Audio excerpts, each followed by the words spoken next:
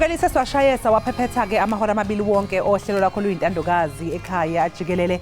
Hayi le moto akuzomela uyiqaphele impela Mbukeli ngoba uma uzoyigibela istaff yakugijima ungayithola ulala phansi ngomhlanu ubheka phezulu. Hayi cha ukukhuluma kunabantu ngizwe nje omunye exoxela abangani bakhe lapha ethi bekunomhlangano omkhulu we-18 eGoli. Esho phela i-BRICS Summit. Kanti ke futhi sizwile nokuthi nalapha eKatlehong nakhona sebethi-ke bafuna ukufakwa ngaphansi kwe-BRICS. Hayi kuningi nje okwene ekuruleni hayi. Makol? Yeah, but bathi nje nabo bayi-country ngokwabo. They deserve to be under the BRICS. Yes, yeah, why not? Why If not them, be... then who? Yeah, abafakwe phela. I guess mawethu ibe nguphekuphekuke ke yalinganiswa yakhala yambomboloza zavuma zalili isihlwele. Kalomazi ke ndithi inkqubo ivumile into ethi ke necamagu liyavuma ngoba kalokho kuyire ezimbini ezisele ngasemva senze esidume ngako sadidiyela saniphekela sanabela kulovimba wethu wendaba. Ngoku ke sijonge kuyiqukumbela inkqubo sinikrobisa ingakumbi kalokhu koko sithe sakushukuqa kwezi yure zidlulileyo. Isendimla ke ukhalosa kalubisi unonkanyezi masichaye Uma yure.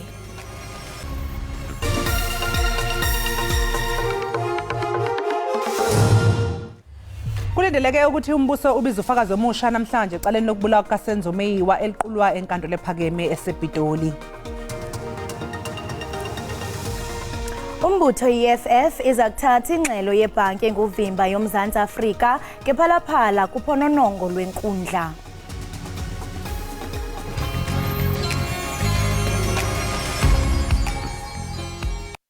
Lochani, good day. Nilochiswa ngubongi ngwakwamthweni.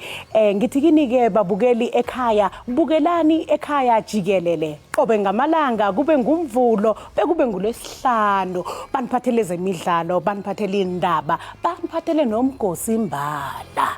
Ngaphundwa, bukela.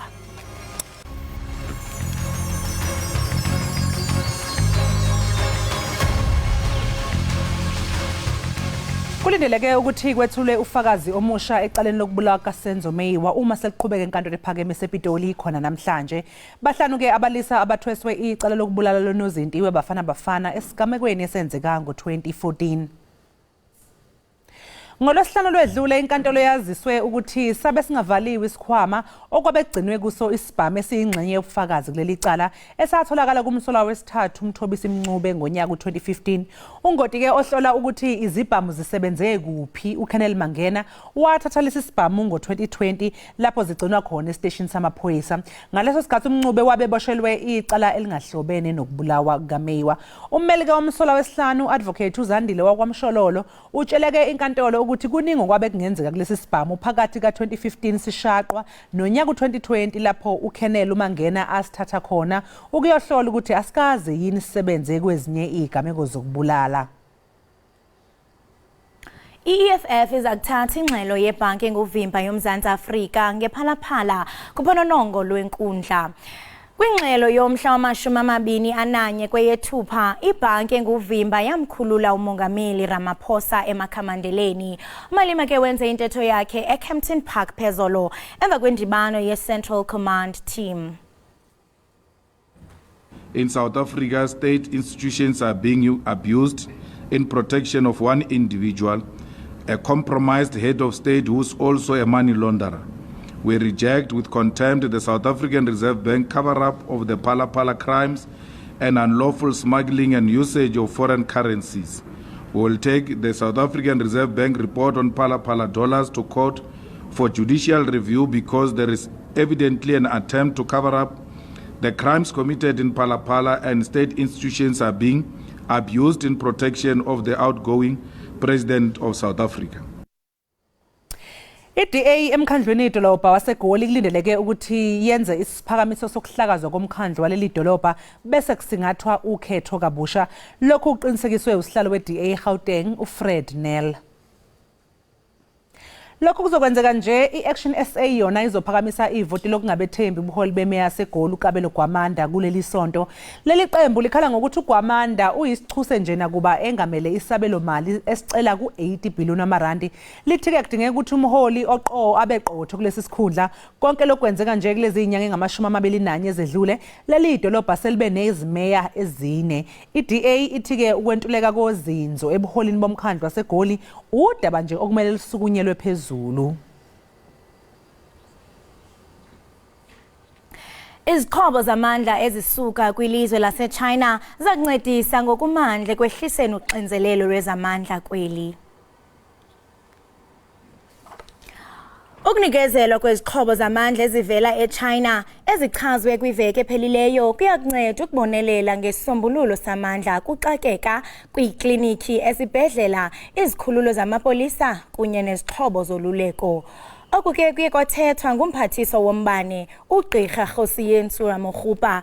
Umphathiswa ke uthi inqanawa yesixhobo sele imkile eChina kwaye isendleleni eza eMzantsi Afrika.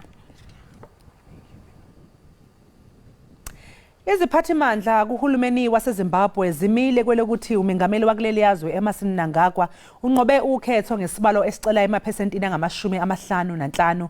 Zabeke seyihlaba ihlikiza labo abazama ukuphosela inselele umphumela wokhetho. Umholi weqembu eliphikisayo kuleli yazwe uNelson Chamisa uchaze umphumela wokhetho njengembudane, wabalula-ke nanokuthi ney'nqapheli zokhetho zifinyelele kumbono ofanayo.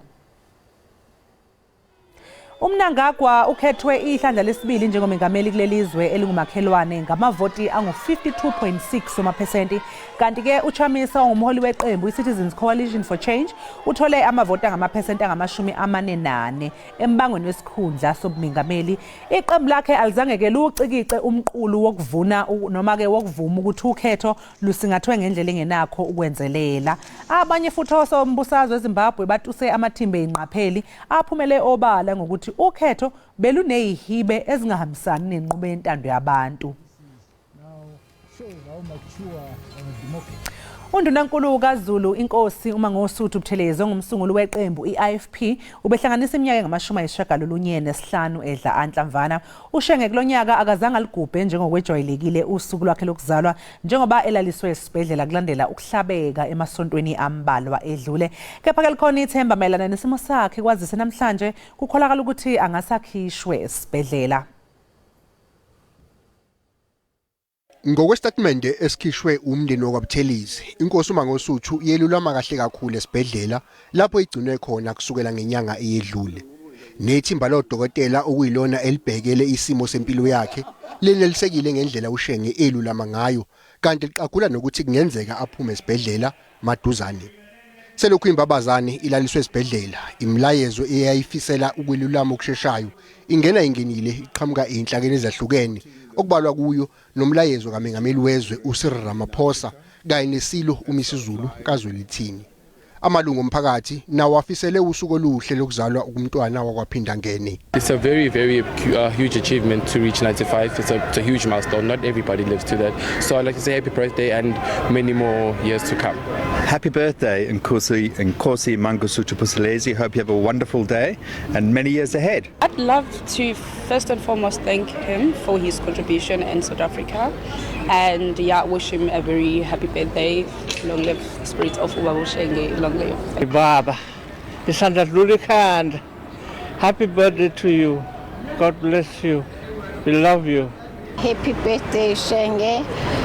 We love you. We done all the good things for us. Inkosi uMangosuthu Buthelezi ongumsunguli weqembu le-IFP ngomunye oseneminyaka eminingi njengelungu lePhalamende likazwelonke selokhu wangena kulo emva kokhetho lokuqala lwentando yeningi ngo-1994.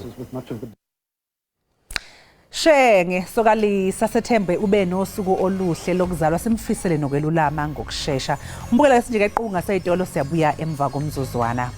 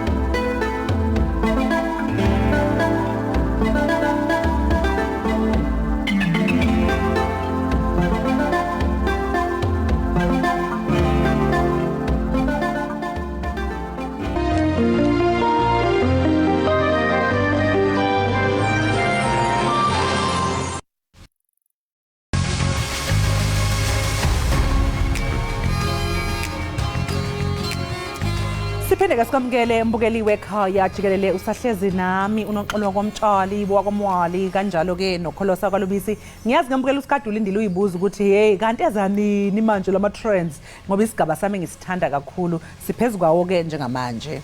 Right, siphez kwawo ngenene xa sijonga ke pha ku x.com siyaphawula into kubana umnangagwa uyatrenda kanye ne-SANDF kodwa ke siza ke siphosele pha kwelaseZimbabwe siva into kubana kuqhubeka ntoni mamtshali. Phela ngani bekunokhetho ke eZimbabwe futhi nje ke lungezinye zeindaba ebesematheni ngoba umengameli wakuleli yazwe Emerson Mnangagwa edle umhlanganiso futhi waphinde waqokwa ke ukuthi aholele liyazwe.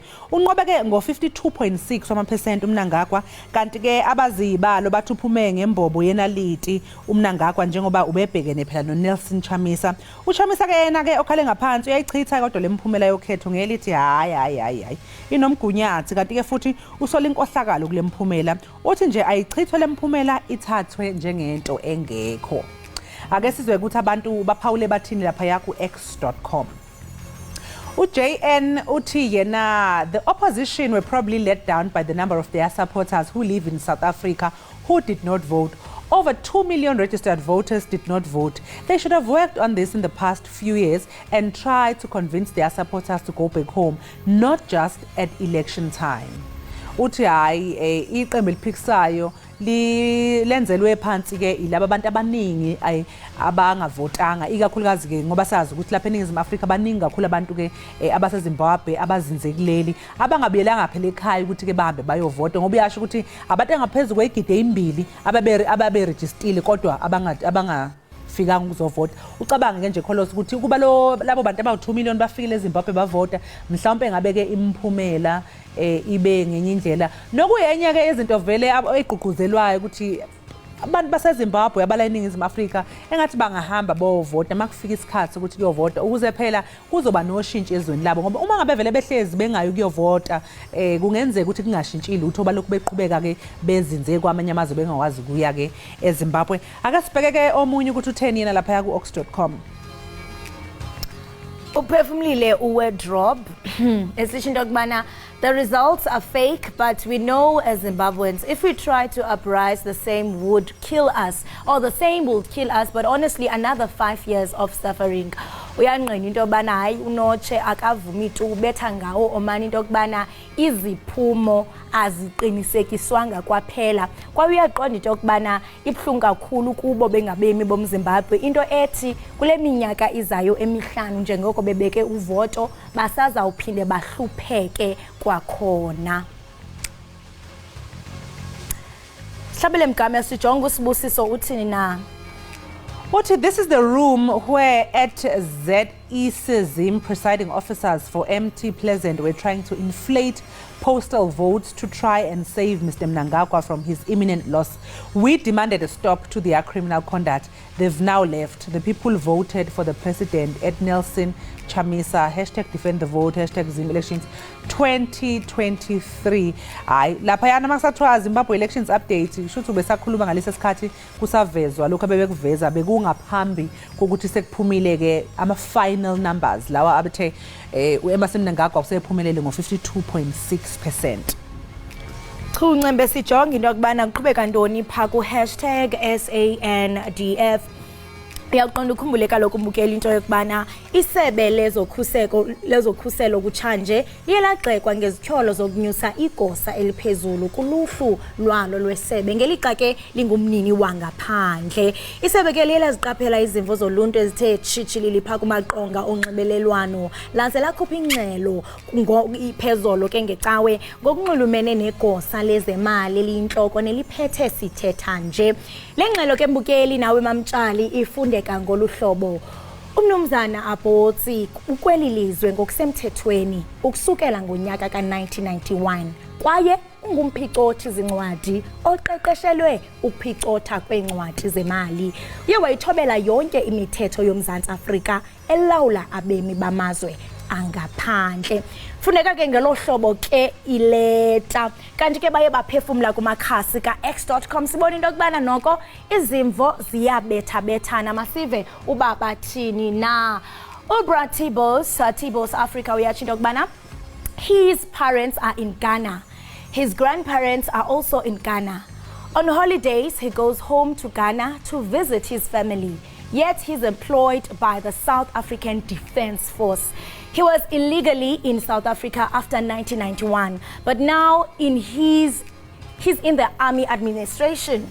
And yabona pha uBratibo into yokubana uyathandabuza into ethethwayo yokubana isebe lezokhuseko liyaxeka ngezityholo uyayithandabuza into yokubana ngenene ulapha eMzantsi Afrika ngokusemthethweni kuba uyatsho into yokubana abazali baseGhana okhokho nomakhulu bapha kwelaseGhana kodwa ngeholide siyambona ethi che eyondwendwela eGhana eyovakashela ifamily yakhe. Kodwa ke eyona nto ebonakalayo into yokubana noko iyamkhwanqisa kukuba uqashiwe iSouth African Defence Force. Iyabonakala uPretipo into yokubana noko uyayikrokrela lena into. Sihlabele mgama sijonge into yokubana enye iX ithini. Proud SA citizen Uti, this is totally unacceptable. There's no way a foreigner can be employed in the army, never, while South Africans sit at home unemployed. Iyohlezi bakhona ke lokhu yakuphikisana nalokhu ngaboni ngasolinye uma ngabe kuziwe indaba zemisebenzi ikakhulukazi njengoba besho ku Proud SA citizen ukuthi abanye bahlezi ekhaya bona abekho employed. Kodwa ke ngokufunda phela leyancwadi iyasho ke ukucacisa ukuthi selokhu lapha kusukela ngo1991 nanokuthi ufundile umuntu osesimeni sokuthi abe kulesi sikhundla.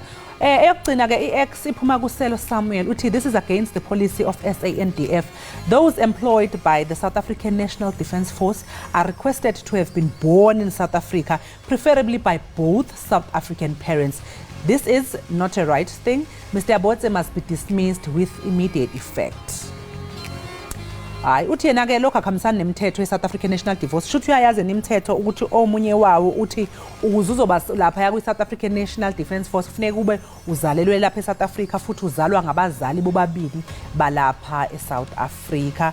Hayi imbukeleke siwagoqa lapho ke ama trends besiwaphethe namhlanje #SANDF #mnangagwa kanti ke njengamanje mbukele sekuyisikhathi sokuthi ke siphinde siqungapha ngaseyitelo siyokhokha ikweletu singaze siboshwe. Siyabuya nje ke emva komzuzwana.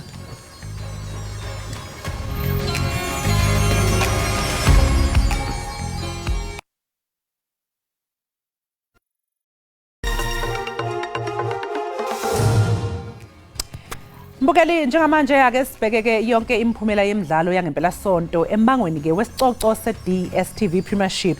NgoLwesihlanu iCape Town Spurs iguqe ngegoli eqandeni ibhekene neChippa United. Ngomgqibelo iGolden Arrows ibuye namaphuzu agcwele ngesikhathi ithela othulini iPulukwane City ngamagoli amathathu kwelodwa. Kanti ke iKaizer Chiefs inqobe okokuqala ngqa kule sizini ngaphansi kweso likaMulife Ntseki ngesikhathi ibhabhadisa amaZulu Football Club ngamagoli amathathu eqandeni 3-0. Kanti ke iStellenbosch FC yona ishayelwe ekhaya ngamagoli amabili eqandeni ngesikhathi ibhekene neSuperSport United. Ngesonto ke iRoyal AM inqobe iTS Galaxy ngegoli elodwa eqandeni. Embangweni wesicoco se-English Premiership ngoLwesihlanu iChelsea Delabe iLuton Town FC ngamagoli amathathu eqandeni. Kwase kuthi ke ngomgqibelo iBournemouth yakhala ngaphansi ngamagoli amabili eqandeni ngesikhathi ibhekene neTottenham Hotspur. iManchester United idle iNottingham Forest ngamagoli amathathu kwamabili. Kwase kuthi iArsenal yabambana ke ngamagoli amabili neFulham. iWolves ivakashele iEverton yabuya namaphuzu amathathu kwazise phela ke inqobe ngegoli eqandeni. iBrentford yona ishani yaze yabukana neCrystal Palace ngegoli elilodwa. Kwase kuthi ke iBrighton yakhala ngaphansi ngegoli elilodwa kwamathathu ngesikhathi ke ibhekene neWest Ham.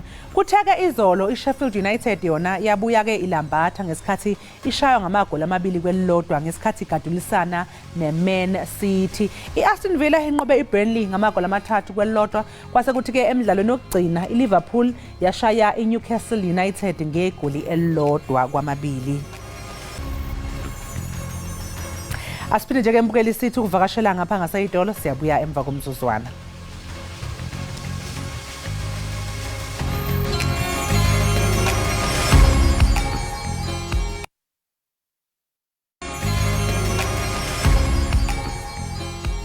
Siphinde sikubingelele mbukeli ekhaya Jikelele sibonga kakhulu ukuthi ke usahlezi nathi la ku DTT. Ukulaliswa esibhedlela mbukeli kungenye yezinto iningi labantu elingafuni nakuyibona ngoba phela ziningi nje ingqinamba abantu ababhekana nazo okufaka phakathi inhlungu ngapha ezisuke insontsotha kanye njeke futhi nokungaphatheki kahle. Sezike zaba khona ke igameko lapha sibona khona iguli zikhala ngokunganakwa, zilaliswa phansi kusimende, azinikwa ukudla okufanele kanti ezinye ke zikhala ngokunganakwa ikakhulukazi ke ezibhedlela zombuso. Namhlanje ke sibheka amalungelo eziguli nanokuthi nje zibika kuphi iguli uma ngabe zinenkinga. Lapha ke ohlelweni sivakashelwe udokotela uPrudence Buthelezi. Sikubingelele Dr Prudence, sikwamukele ohlelweni. Ngikubingelele umsakazi, ngibabingelele nabalaleli emakhaya. Dokotela, asibonge kakhulu ke ngesikhathi sakho. Ake nje usichazele ukuthi kungabe iyiphi indlela okulindeleke ukuthi uma ngabe uyisiguli uphathwe ngayo uma ngabe ungeniswe esibhedlela. Okokuqala siyazi ukuthi wonke umuntu unelungelo, especially lama patient likhona ku National Health Act na kuma Bill of Rights. Elokuqala kakhulu ukuthi wonke umuntu unalo ilungelo lokuthi aye emtholampilo athole usizo alifunayo. Kanti ke uma usungenile ngaphakathi esibhedlela, number 1 ukuthi ufanele wazi udokotela noma unesi okuncedayo ngeligama. So kufanele sonke sibe nama name tag ukuze isiguli sazi ukuthi ngincede ubani wangiphatha kanjani. Kanti ke bese ilungelo elinye elibaluleke kakhulu leli silibiza ukuthi confidentiality. Ukuthi uma ukhulume nami lokho okukhulumile noma ngabe sengitreat udade wenu noma ngitreat ihusband or iwife yakho, uma ungibuza ngalokho anginalo ilungelo mina ngingukwelaphayo ukulitshela omunye umuntu ukudlulisela phambili lo okuhlebe nami. Ama-patient analo ilungelo le-privacy njengoba sazi ukuthi ku-Bill of Rights i-dignity yabo ne-privacy yabo ukuthi uma siba-treat-a fanele siba-treatele kundawo ehlobile futhi ehlanzekile. So ilungelo labo lokuthi ba-complain uma siba-treat-a endaweni ezingahlanzekile, sibalalisa phansi, sibathethisa noma kanjani. Kuyilungelo labo lokuthi babike lokho okube sibenza khona. Masikhuluma kakhulu nge-privacy siyabona kwezinye ibhedlela uthola ukuthi akunakhethini lapho abavaleleka khona ukuthi sikwazi ukuba-treat-a kahle. So ngalokho sihlukumeza ilungelo labo le-privacy. Elinye ke ilungelo labo ama-patient ukuthi uma ngithi kuwe unesifo esinje, fanele ngikutshele ukuthi okay unesifo esinje, unelungelo futhi lokwazi ukuthi leso sifo sakho silapheka kanjani nokuthi ke sizokhosta malini. Ilungelo lakho lokuthi ukwazi lokho. Uma ngabe ufisa ukuthi udokotela ngathi akangitsheli into engifuna ukuyizwa, ngifuna i-second opinion, ngifuna ukuya komunye udokotela, unelungelo nakho lokwenza njalo. Dr Buthelezi, mhlawumbe nje njengoba nawe ubala ukuthi amalungelo i-patient enawo amalungelo i-privacy ukuthi they've got the right to privacy, ukhuluma ngeindaba zokuthi indawo lapha athithelwa khona kufuneka kube ukuthi indawo ifihlekile, wamenshina neindaba zamakhethini. Mhlawumbe kulezi ibhedlela lezi lapho kungenzeka khona lokho esibona khona ukuthi cha awekho amakhethini, ayikho i-privacy, ingabe lokho ungathi ingqinamba, inkinga ebhekene nobani, inkinga yesibhedlela edalwa yini? Esikhathini esiningi ileyo nkinga ikhostwa ukuthi kuba nalento esithi ukuthi ama-shortage of resources. So ukuthi ey'bhedlela vele i-budget ayifikanga kahle esibhedlela noma asazi ukuthi kwenzakaleni phezulu, then lezo zidingo ezidingwa ama-patient azisakhavarisheki kahle. So i-shortage of resources yiyo e-affecta kakhulu ey'bhedlela zethu nasemaklinikhi ethu. So njengoba nenze lolu hlelo mhlambe or especially if ama-patient ecala ecomplaina esho ukuthi sifuna lokhu nalokhu ya, then uhulumeni angakwazi ukuthi afinyelele kubona and then akwazi ukukhava iy'dingo zabo. Yebo Dr, njengoba ukhuluma ngokuthi ke uma ngabe ama-patient engeneme angakwazi ukuthi akhononda complain, achazele uhulumeni ukuthi sishoda ngalokhu sidinga lokhu. Mhlawumbe ikuphi lapha abangabika khona iguli ngeindaba ezithinta impatho ezibhedlela?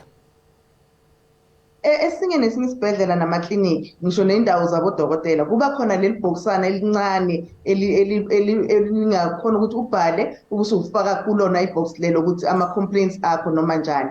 uma ungeneme ukuthi usobhalile kaningi kuleli box lokufaka kepha izinto azishintshi unelungelo lokuthi ungabonana nabantu abaphethe isibhedlela ngoba siqala step by step then uchumane nabantu abaphethe isibhedlela ama-CEO noma ama-clinical managers wayibhedlela. Uma kuhluleka lapho-ke usungaya le ema-ofisini amakhulu-ke we-Department of Health. Kanti uma ngabe-ke i-patient ayiphathanga kahle ngodokotela obemelapha-ke noma unesi, then sokungaya lapha kuma-counselor ethu isanka for abonesi yethu ilokhunjani HPCSA yabodokotela uyokhononda khona. So i-Hospital Association of South Africa yona kuripothwa ama-cases anjani kuyo? Angizwanga kahle? Bengibuza nge-Hospital Association of South Africa ukuthi yona-ke kuripothwa noma kubikwa-ke igameko ezinjani kuyo? Okay, uma ufuna uku-reporta like udokotela HPCSA, mhlambe indlela akuphethe ngayo udokotela, mhlambe kwenzekile ukuthi uma kayenza i-operation kwakangahambi kahle, then now aweneme ngendlela akutreat ngayo akuphathe ngayo, then-ke vele-ke lapho ungahamba uyokhononda khona e-HPCSA. Uma nje into uyibona ukuthi ngathi le ayingiphathanga kahle emphefumulweni noma esihlobeni sami akwenzekanga ngendlela ebeng-expecta ngayo, ungaya uyokhononda, then bese ngoba kubalulekile ukuthi ube ne-information ne-knowledge yokuthi yini kwenzeke so kungani mhlambe simtreat kanje isihlobo sakho noma njani. So unalo ilungelo lokuthola leyo information leyo, so ungaya khona e-HPCSA uyokhononda khona then uzothola usizo khona. Uma ngabe-ke iguli-ke eseyibikile zakhononda, ingabe mhlawumpe kukhona yini iy'nyathelo eseyingathathwa-ke umnyango wezempilo ukuthathela umhlengikazi noma udokotela othintekayo? Yebo, zikhona i-steps njengoba le HPCSA kuba khona ama-prelim lapho bodokotela babizwa khona babuza ukuthi into enje uyenzeke kanjani, kuba khona ama-conduct inquiry. Uma suka lapho kube khona nokuthi mhlambe i-case leyo seyiya nase-court, and then bese kuba khona-ke iy'nyathelo ezithathwayo mayelana nodokotela noma unesi obetreat-a i-patient, ziba khona iy'nyathelo ezithathwayo. Manje dokotela, ingabe nje abahlengikazi, sengisho nje abahlengikazi kanye nodokotela, ingabe bafundiswa ngokonele yini lapho-ke besuke beqeqeshwa khona? Sengisho ukuthi ngiyakubona ukufundiswa ngokuthi isiguli uhlinza kanjena kanje ya, kodwa nje-ke mhlawumpe ingabe bayakuthola nokuqeqeshwa ngendlela okuphathwa ngayo iguli, bafundiswe mhlawumpe ngokubekezela ngoba siyazi ukuthi phela lo mkhakha umkhakha odemandayo ukuthi you must be very patient, kanye nje nokuba nobuntu in general. Uma uwenza ubudokotela noma ubuhlengikazi vele umsebenzi ofuna uye kuwona wazi ukuthi unenhliziyo yokuthanda abantu, unenhliziyo yokufuna ukusiza umuntu, unenhliziyo yothando. Ungeke uye kuyenza lezi zinto ezimbili unganakho lokho, uyele ukuthi ufuna just ukhola ipay uthola isalary kuphela. Angeke wawenza kahle umsebenzi. Kanti-ke vele siyafundiswa kakhulu nge-ethics and professionalism yethu ukuthi fanele siyiphathe kanjani ngaphambi kweguli. Kanti nakho-ke ukuthi ama-right ama-patients obathupile labo, yingakho uma uye ey'bhedlela uye emakliniki kukhona lama-chart obathupile ukuthi siwatreat-a kanjani ama-patient, sifanele siwahendlile kanjani ama-patient, ngisho nalawo alihlaza kuthina kufanele siwaphathe kanjani phambi kwabo. So i-professionalism ne-ethics siyafundiswa kakhulu ngayo. Iningi labahlengikazi kanye nodokotela babonakala-ke befudukela kakhulu kulezi y'bhedlela eziyimele, ama-private hospitals. Ingabe khona yini imizamo eyenziwa uhulumeni ukuze phela bahlale ey'bhedlela zombuso? Siyabona njengoba kuzoza i-NHI ukuthi ugovernment wethu uyazilungiselela ukuthi naye ameshe istandard sawo ama-private hospital ukuze akwazi ukupha usizo kubantu abahluphekile, the same treatment abayinidayo from ama-private hospital. So uyazama kakhulu uhulumeni ukuthi a-reach istandard lesi esifunayo iguli kuma-public sector. Engabe dokotela udaba mhlawumpe lokwentuleka noma lokungabi nenani elanele lonesi ey'bhedlela ikakhulukazi lombuso, ingabe mhlawumpe udaba obona uhulumeni elisukumela noma esilibonayo lushintsha njengoba lokhu kuhamba isikhathi? kuyabonakala kakhulu ngoba uma sicabanga ukuthi kudala odokotela bebeba ema-university bebengekho baningi abafundayo. So khona manje siyabona ama-university okufundela ubudokotela ayanda, ama-college nawo ayanda, noma khona lapha avalwa khona, kepha sekuningi lapho abonesi bangatrainela khona. So i-shortage yodokotela nonesi akufanelanga ibe khona, akufanelanga kube inkinga ugovernment akhala ngayo kakhulu leyo. The only problem is the budget of the salaries yabo le eyenza ukuthi uthole ukuthi asiqasheki ngobuningi bethu, uthole ukuthi khona manje odokotela njengoba ngikhuluma nawe bahleli emakhaya ba-unemployed, onesi bahleli emakhaya ba-unemployed because of not having i-salaries zabo. Otherwise bona bakhona bawubuthaphuthaphu, abanye bahleli emakhaya but abanye bawufuna lo msebenzi. Sasiphetha nje doctor, ingabe yini engenziwa umbuso ke ukuze zehle phela igameko zokuhlukumezeka kweziguli ezibhedlela kanye nasemtholampilo, ngoba siyazi ukuthi hey uhulumeni usengene uthe shi naseyimalini kakhulukazi mangabe sibona ama statistics izimali eseyikhokhiwe zikhokhela ke ingcephezelo zabantu abasuke bengaphathekanga kahle ezibhedlela. Iyo ke into engasiza kakhulu ukuthi kokucala siyazi ukuthi iziguli zivuka ekseni ngo4 zofola ebhedlela, uthi ukuthi sozincedakala ngo8 ngo3 thola ukuthi sekuyavalwa esibhedlela noma ngo4 sekufanele babuyele emuva abanye bangakatholi usizo. The only solution lapho ukuthi akucasheke onesi abaningi, akucasheke odokotela abaningi. Uma ugovernment angayibamba nje lapho ukuthi istaff sakhe sibe enough for iguli, then konke lokhu kungagwemeka kahle kakhulu. Sibonga kakhulu ke doctor ngesikhathi sakho, sikufisela usuku oluhle. Lobo ke bukeli bekudokotela uPrudence Buthelezi besixoxisana naye nje mayelana nokuphatheka kweziguli ezibhedlela nanokuthi nawe embukeli lapha ekhaya ungenze njani mangabe uyithola usesimweni lapho uvakashele khona esibhedlela wayithola usuyithola ungasaphatheki kahle. Njengamanje ke embukela siqunga sayidolo siyabuya emva komzuzwana.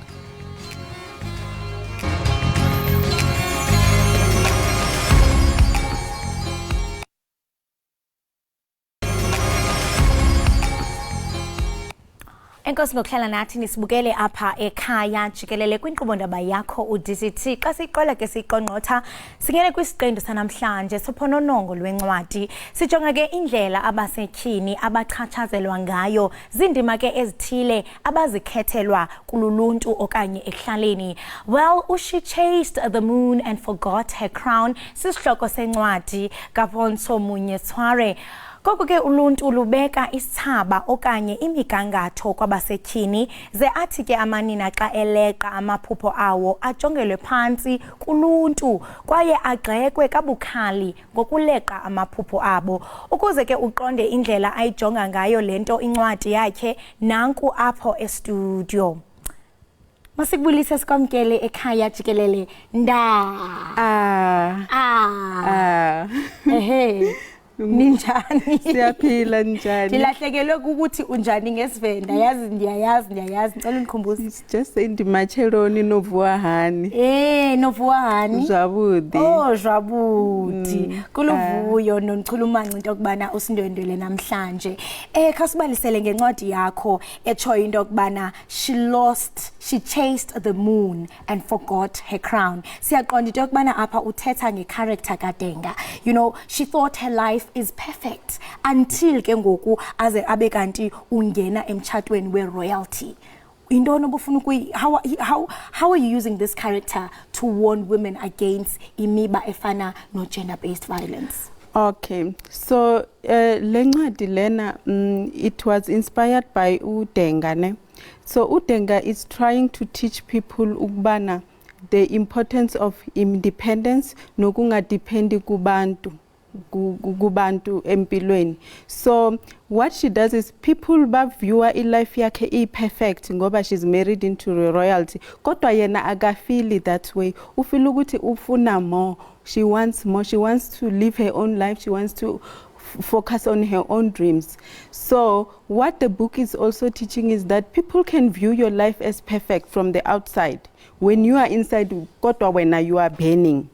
So she runs away from the village and goes into the city where she faces challenges, but she feels that she rather face those challenges because that is what she wants. She wants the real life and she wants her own life. She doesn't want to be covered into something that she is not. Wow, so we can say Udenga was trapped in societal expectations. Yes. And now that you mentioned that she flies to the city, leaving her husband behind to pursue amaphupho wakhe. But Sipaula, something Udenga ushiya nabantwana, of which I feel that was irresponsible. Do you share the same sentiments? You can judge it as irresponsible. We can all have our own view. But remember, she might die of depression if she sticks to what society expects her to do and not follow her dreams. It was very difficult and very emotional for Denga to leave her children behind. It was emotionally draining. She used to write about it and tell people about it, her family, to say that this is difficult, but she has a dream to achieve and she had goals to set. You know, when you have a dream and you have a passion, it drives you. And it will be able it surpasses any circumstances that you come across. So Denga overcame everything, the judgment and everything, to focus on her dream. And yeah, that is what we are trying to teach women to say. We are trying to empower women to say, let's be those kind of women who let's look up to Denga and not worry about society judging us and focus on our dreams and go after what we really want. You know, when you live a dream with passion, you will have a different view. Perspective from life. You will see that every day is worth living. Every day you just want to wake up and do something. And I want to encourage the young people to read this book and to go after their dreams and to really figure out what is it that they really love to do. Because if you can do what you love every day, you will never feel like you are working. Amazing work. And ndifuna ubuyela back nje phandle ndimjaje uDenga. Yes, I understand uDenga is going to the cities to pursue amaphupho wakhe, but kunalantetho yesiXhosa echo into kubana inimba iyasika. Njengomzali mhlambi noba ungadlula kobuphunzima, kodwa inzala yakho noba you are going through depression, kodwa uqonda bajonga abantwana bam ndizosokola nabo. But anyway, let's move on. Kwincwadi yakho, like you have mentioned, that you also encourage young women to pursue their dreams amid mhlambi into kubana umuntu usebenza u9 to 5. You are living that proof that possibilities are endless beyond your medical work, which is in nursing. Now you are passionate about storytelling. Why was it important for you to highlight indaba ukuthi mhlambe amanina bangajongi kuphela u9 to 5 but also bafumana into abayithandayo bayifezekise? It's very important. It's very important ukuthi after a 9 to 5 job you focus on yourself. Do something that enriches you, that empowers you. I'm telling you, you will have a different perspective on life. Noma we yoga, whatever it is that you like to do it. Focus on that thing, because like I'm saying, you will never work a day in your life. Mina ngaqala ukubhala ngine depression and it took me out of my depression. I'm a whole total different woman now compared to before. I've always loved literature, so I just thought, you know what, this is what I'm gonna use because this is what I'm given and this is what I'm passionate about. I can do this for free. I don't have to get money from it, just to empower and tell stories. So I'm trying to reach out to women out there, university students, the youth, anybody, any woman can read this book. I went on Saturday to the National Children's Theatre and we were reading the books to children of 5 to 15 years or from 3 years. Those children were attentive and were listening to the story of Denga, because Denga in the first few pages, she talks about her childhood, how she experienced everything, how she thought her life was perfect and it will always be perfect, you know. So I was relating with the children that when you are as young as you are, you believe and you think your life will always be like that. You must cherish every moment, because it is not, it will not be, one day you will look back and wish you could go back to your childhood and you will not be able to. So I was encouraging them to enjoy and appreciate who they are right now and enjoy each and every moment with their parents and play in the rain and dance in the sun, play with the mud, play with the insect, everything that they need to do, they must do. Amazing work that you do. And in Qinisekile nabo, I mean, you know what, especially Angoku, they really lack role models. So for you to occupy that space, ubanikeze ithemba, it really does something remarkable ezimpilweni zabo. And I mean, you speak about passion, you know what, when you do something that you're passionate about, you'll never work a day in your life. You could do this storytelling for free. And ndiyafuna ukuya usathi into kubana ujonga unwena izandla zakho upapela phezulu. You are also part of ungenele beauty pageant. Can you tell us more about this? Is this a way of maybe chasing the moon? And I mean, tell us about this pageant. Ungenele njani? This is part of Denga's. You know, Denga is unstoppable. The character in the book, she's a go-getter. She's inspirational. You know, she goes for all her dreams. So I joined the pageant because it really speaks to me. It speaks to the values, the values of the Mrs. Bachelorette really are close to my heart. They stand against. It's a pageant for women between 25 and 50 years of age who are matured, unmarried, and independent. So they are just trying, they are empowering women, because remember, just imagine every year they take about how many, 50 women, 60, this year we are 60 in total, and you know, all of us, we are getting empowered by this event, because you come out a different person, you will never be the same person as you came in. You learn a lot, and yeah. Okay, amazing work. Kancane ungudenga uyavela. Thank you so much for joining us. I mean, nami ndiyazikhalela ukuyifunda le ncwadi to learn about udenga, who is really unstoppable and chasing after amaphupha wakhe noba mhlawumbe isociety ithini. Enkosi kakhulu, ndiyathemba nisafuna ingcombolo zokuba ifumaneka phi, kodwa mbukeli ndiqinisekile into yokubana xa ifuna, is this the email so that ndibule? Yes, so mbukeli ndiyaqinisekisa into yokubana xa ufuna incwadi yakhe ungandwendwela kapha ikhasi elithi Christian Authority Services at yahoo.co.uk. Kanti masithi qhwi evenkileni mbukeli qiniseka uqusha lazi ubukele Ekhaya Jikelele.